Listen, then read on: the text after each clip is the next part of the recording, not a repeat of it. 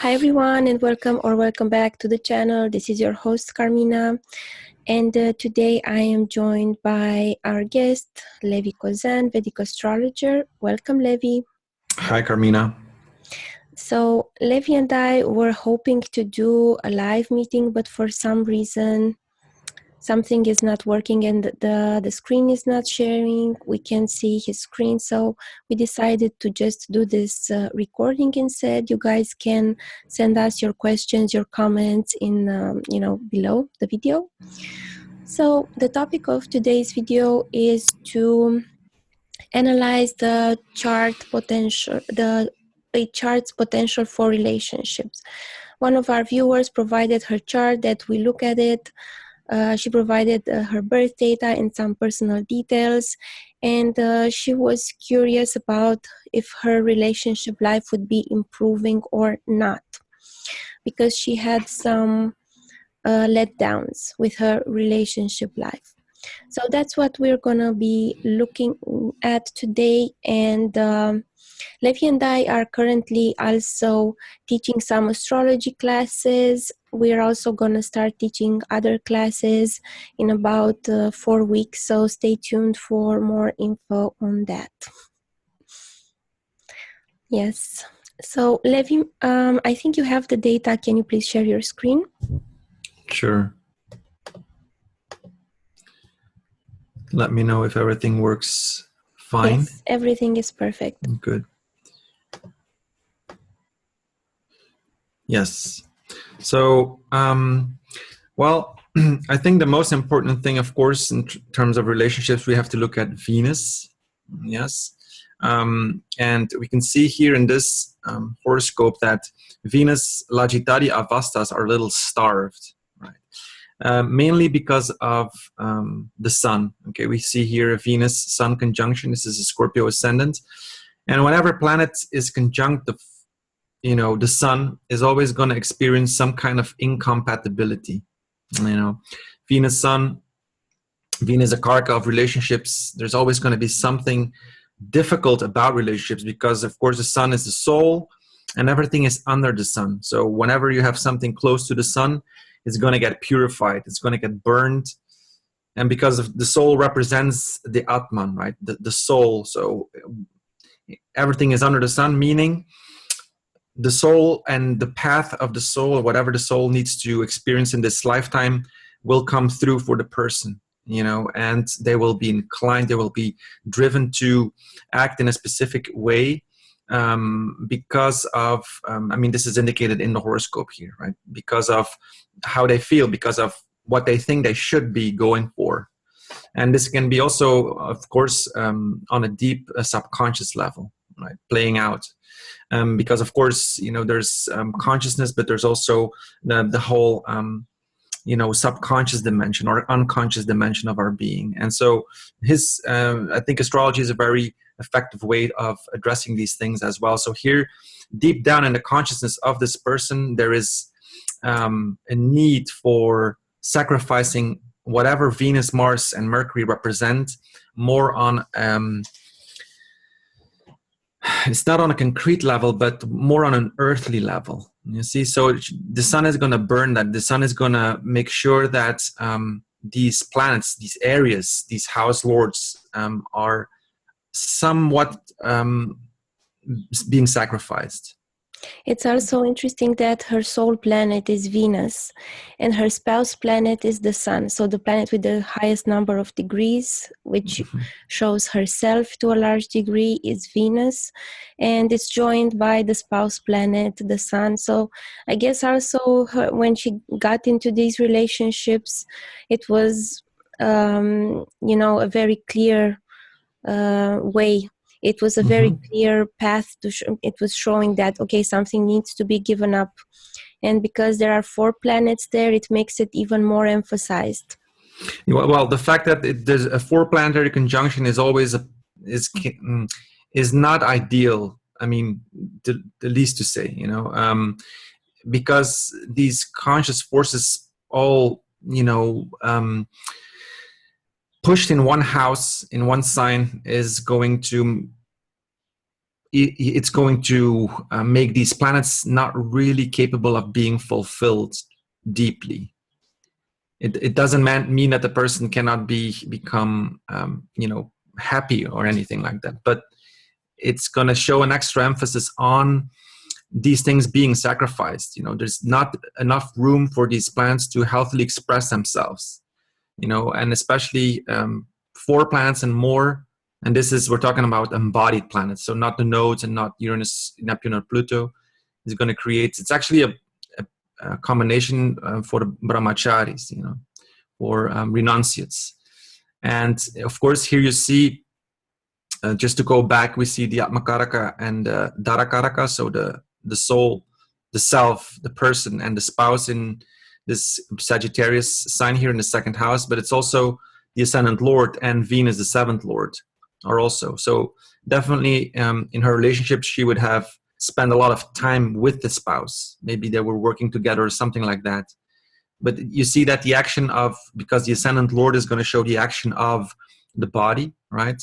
And then the 7th Lord is going to show the action of the spouse, both together here in the 2nd house in Sagittarius, right? So now you see also the 7th Lord is involved in this 4 planetary conjunction.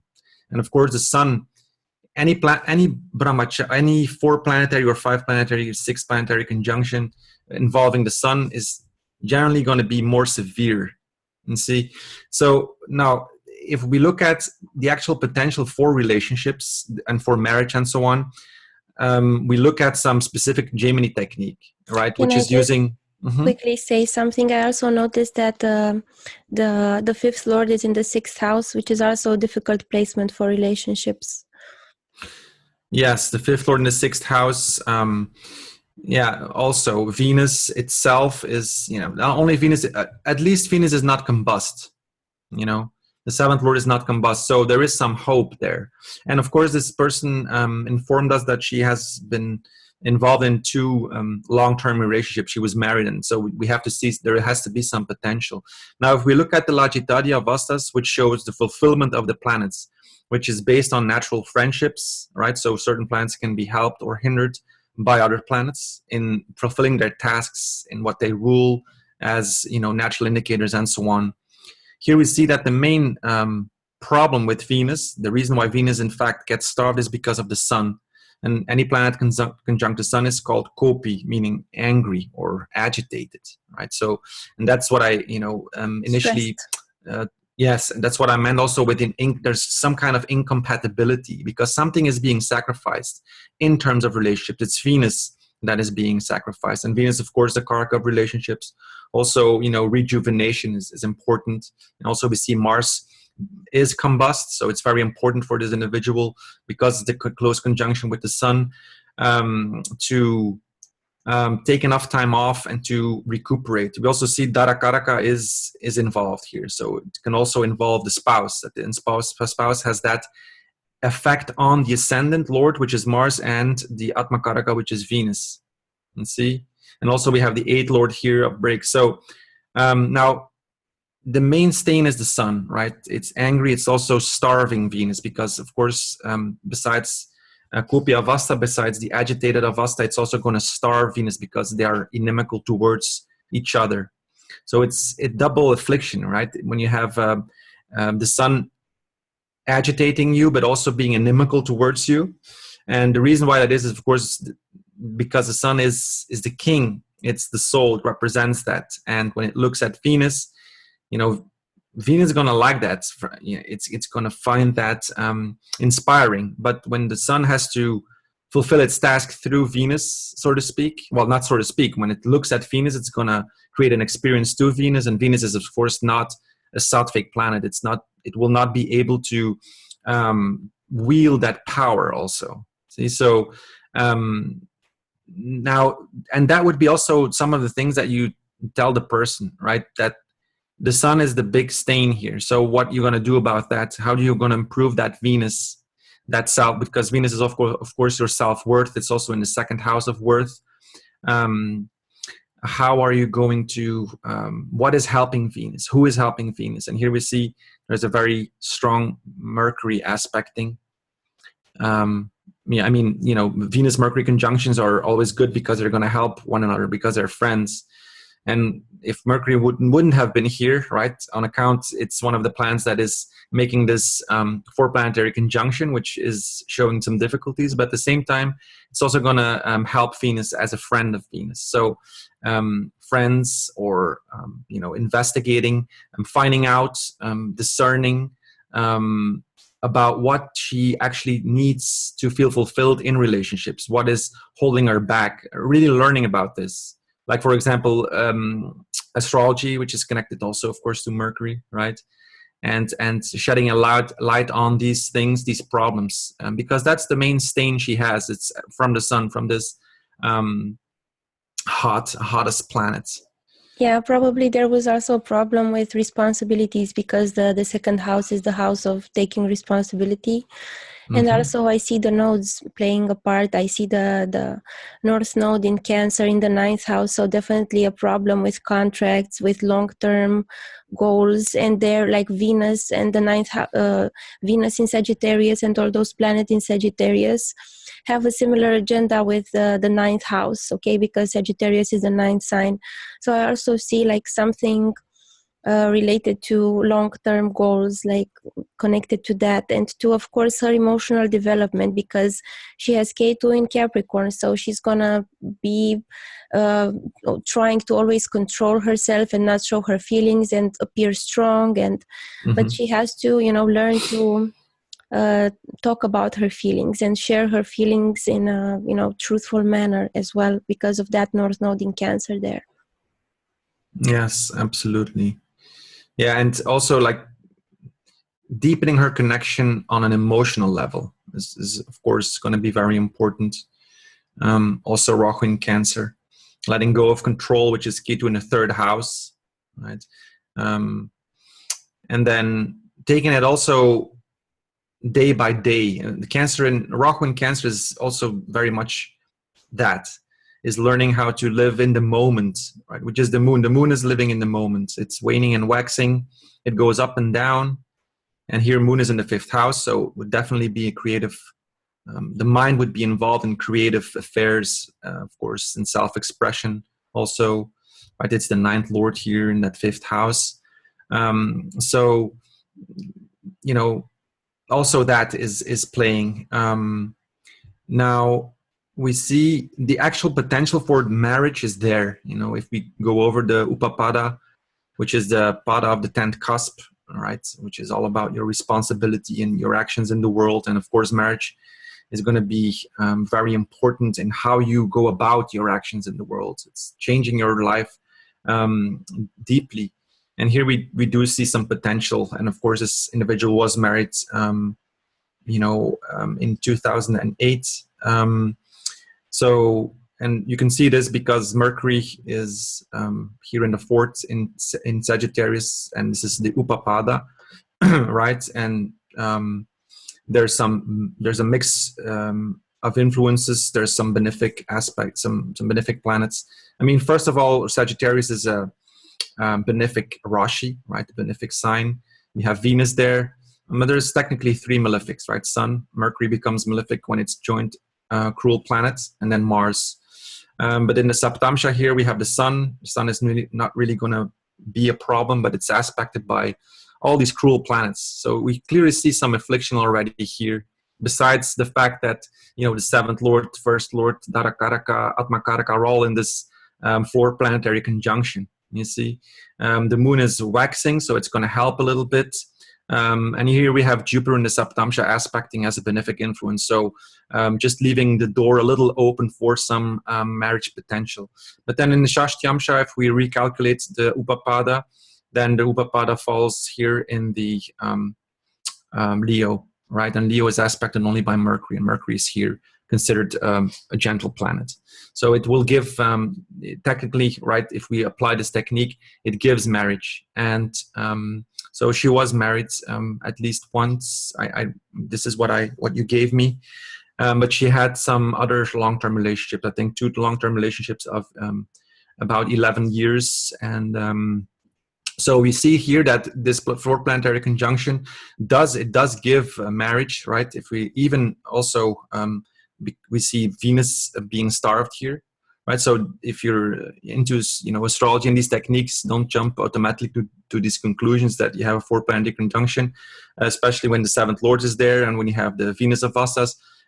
It's not necessarily showing that marriage is not possible, but it's definitely showing a serious path in respect to finding the way to fulfillment in relationships. That's always what it does, and how strong the person has evolved within their nodal axis is going to largely determine that the actual coming through of that whole relationship domain in life, and to step beyond the problems indicated by these avastas. How consciously have you been working on these lagitadi avastas, for example, right? And because here, for example, you see that the sun is very strong, right? It's like Sun and Venus. Venus is going to starve the sun too, but Sun is strong, so the individual is clearly anchored on the path. On creating her kingdom also.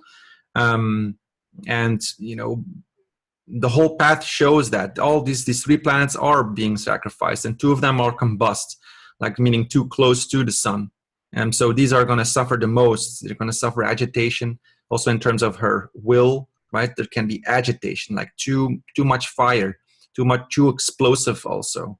And of course, Venus-Mars conjunction is a passionate conjunction, right? It's going to show passion. And then we have here Mercury and Mars. So Mercury is going to starve that Mars also, but Mars is also decent. It has positive lagitadi avastas. So we're just snapshotting, right? But we can see some potential at the same time. Also, we see the challenges. Also, Jupiter as the Karaka is in the 6th house, right? Jupiter is the natural indicator of the husband for a heterosexual and also a homosexual man. We see Rahu in the 9th house. The 9th, of course, connects to your responsibility or marriage also, right? The institution of marriage, because the 9th house is law. That Jupiter in the 6th house, Jupiter benefics, they don't like to be in these kind of houses, in the 6th house, because it makes it difficult. The 6th house is an Upachaya house, so it improves with time. Mm-hmm. But it's also, the house of enemies, the house of problems, how you overcome problems. So Jupiter there, which is, the manifestor of joy, it's kind of a little not so happy there. At least it has good avashtas and it's well dignified. Mm-hmm.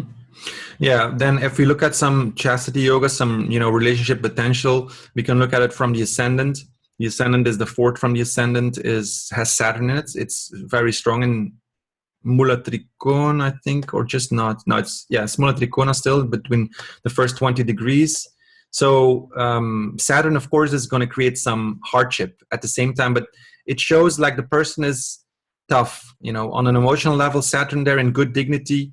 So overcoming that and persevering also, initially suffering on an emotional level, because the 4th is there can be a heaviness or like the complexes, and really taking it in. And so coming to grips with that and learning to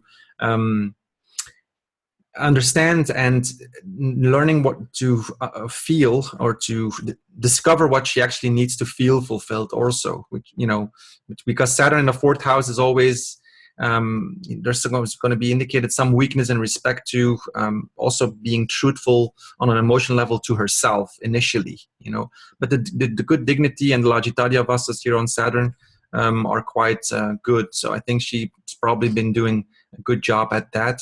But it would show a weakness in respect to relating to someone in a healthy manner, right? Then the 4th from the moon has aspects from Venus and Mercury, which is nice, and then Mars and Sun. So that's not too bad. It's good.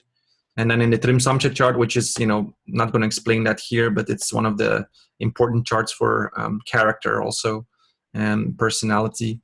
And let's look at the D12 too a little. Yes.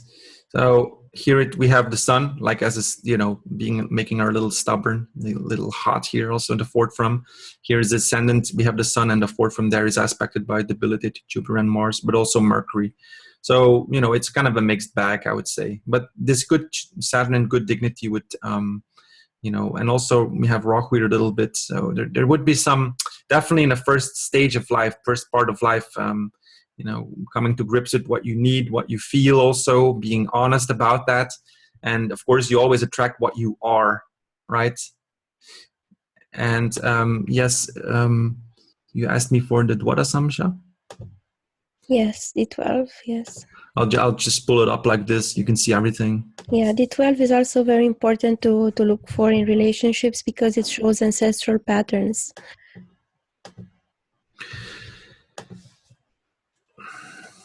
Yes, and you see that's the whole point, is that in the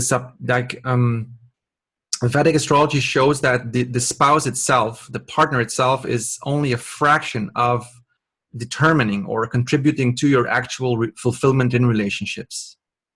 It's only 5%. It's almost ridiculous.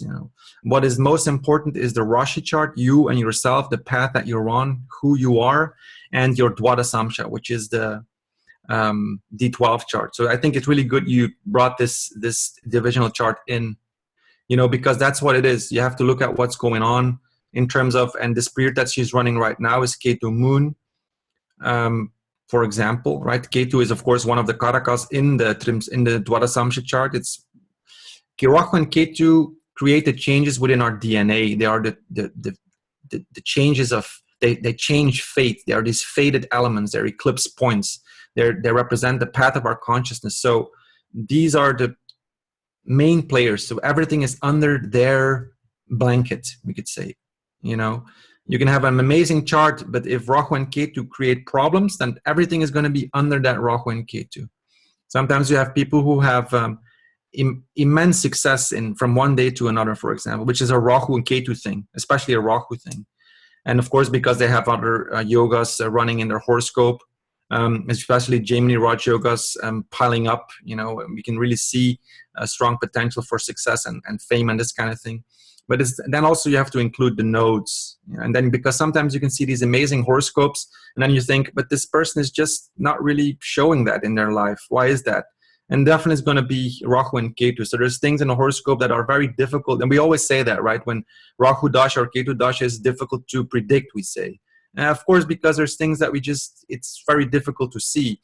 We have many ways of showing how energy can flow through a horoscope, right? Because this is all representing our energetic systems also, like chakras and this kind of thing. This is what the Gemini Rashi Dashas show. But now to go back, Rahu and Ketu, of course, are the karakas for the D12 chart, which is the divisional charts that we look at for ancestral, influences, and which is, of course, because, your auntie or your mother, great mother, could have had a problem, a certain pattern developing in her lifetime that you are just now also kind of dealing with and need to deal with, right? That's why certain cultures are very, and especially in our time, in our culture, like respect for older people and the way we, it's kind of a tricky thing. We seem to hide that also. It's more about the individual and not about group and collective karma also.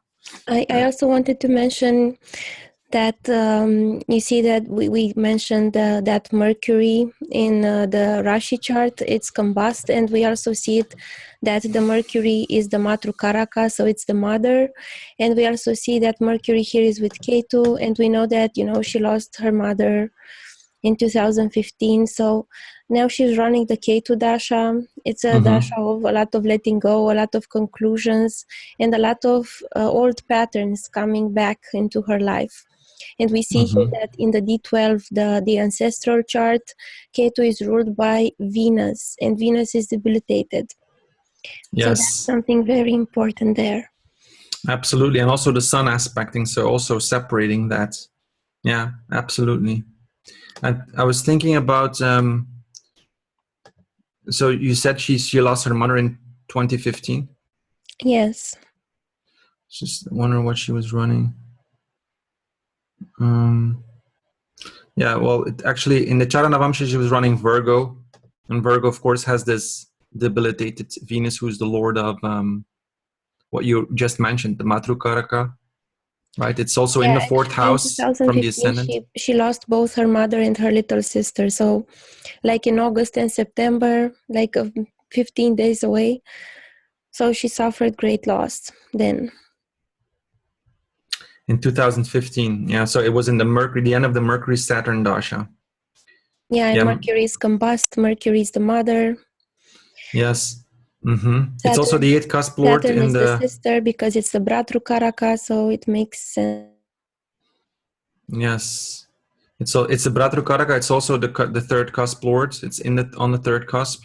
Mercury is the 8th cusp lord in the 2nd house. Yeah, so sudden changes with her mother, sudden changes with her sister. Yes, also Mars is an indicator of that. Which brings, Mars is a bringer of like unforeseen things. That's why it's called the Greater Malefic. Yeah, so maybe we can look at something for her in the future, like to give some, Sure. Yeah. Well, she's now in Moon. Let's pull up some Gemini Kala Chakra Dasha. I hope that if the time is correct, it's reliable. Yeah, it looks pretty correct. It looks like it's from the birth certificate. If it's not, it's going to be off. It's seriously off. But let's just assume that it is correct, right? Because that's one of the sad facts of astrology, right? Birth time. But yeah, I think in the Rashi charts, just one second. She's in Gemini Cancer. So Gemini is the 8th cusp. It's the 7th from Venus, which is important here. So it's Gemini is definitely relationship centered because of that. I mean, that's one indication. I wouldn't say definitely, but it's one indication because Venus is important, the moon is important, the 1st and the 7th from these karakas are important, the dispositors and so on are important, and then second source of strength. So here Gemini, Cancer, Gemini is the 8th cusp, but it's the 7th from Venus, so it has as agenda, right? And then Cancer has Rahu in it. It's Taurus Pada, which has the 7th Pada, the 7th cusp. So it also has this relationship potential, right? It has Saturn from Mula Trikona, so it's always good to have strong malefics aspecting, Rashi aspecting. Well, it's a lot better than having them in bad dignity, because then they're really separating and it's really painful. But here it would be, showing. Now this is only from the Rashi chart, so we have to look at the Saptamsha chart mainly.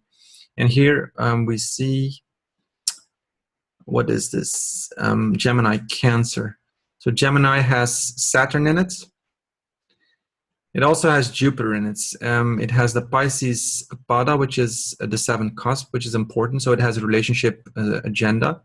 But we see some affliction here. You see Saturn is there, Rahu is there, the Sun. It's all, separating planets. And then we have Jupiter, the 7th Lord there, which is nice, which is good, because you want Jupiter in the sign as a manifester. So, but it's also afflicted, of course.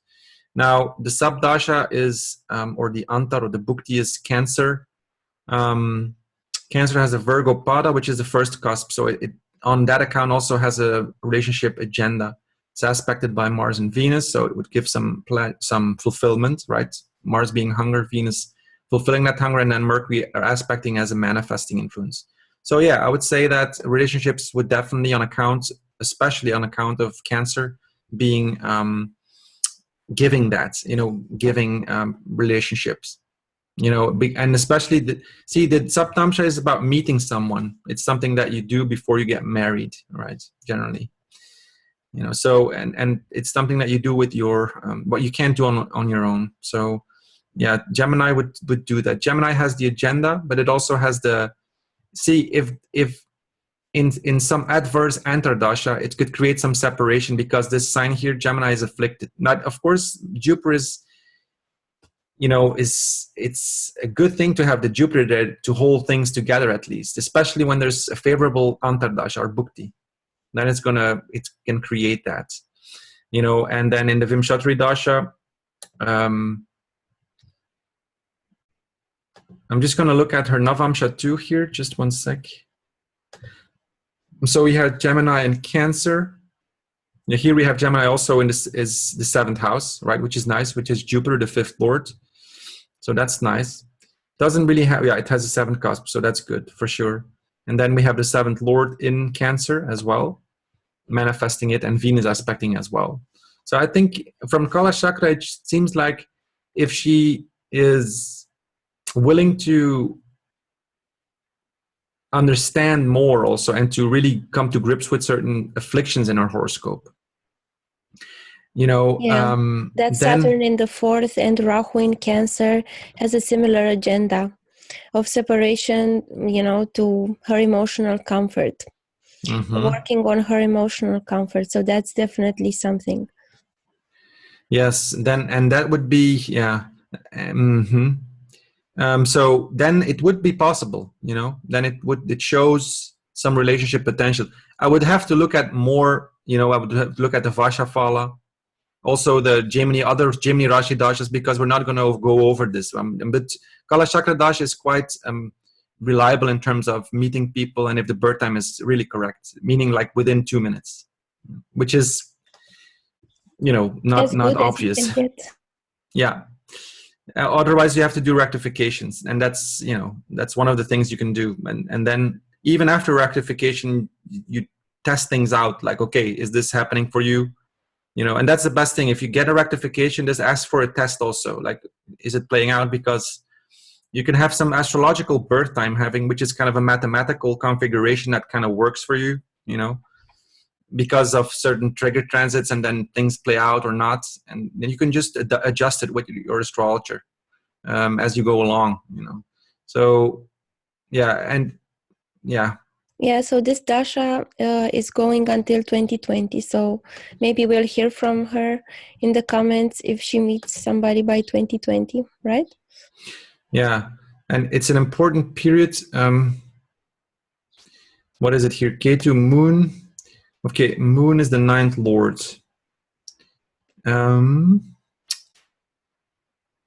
Yeah, maybe we should stop here, Carmina, because otherwise I think we have to bring in some new techniques and some new stuff, but maybe it's a little too much.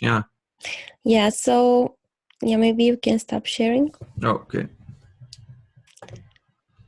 Yeah, so I think we did a pretty good analysis so far, and yeah, please let us know what you think. You know, please keep us posted if somebody is coming into your life, because we also like to see how we like to confirm these events.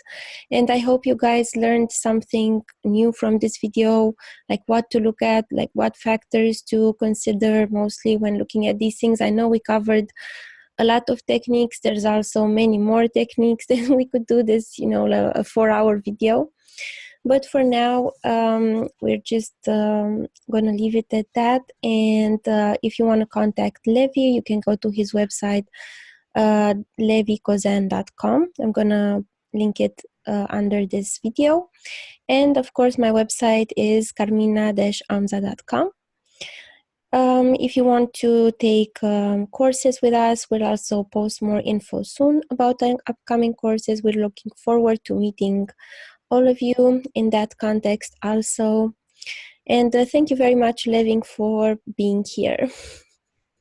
You're very welcome. Yeah, I think it's important to also say that, you know, that we always look at some things, but it's an endless way of looking at these potentials. You know, we just have to verify it also with the person themselves, of course, to see what techniques is going to be more playing out for that specific individual, right? And, you know, yeah, sure. Okay. So thank you very much. Thank you guys for watching. I'll see you soon. Bye.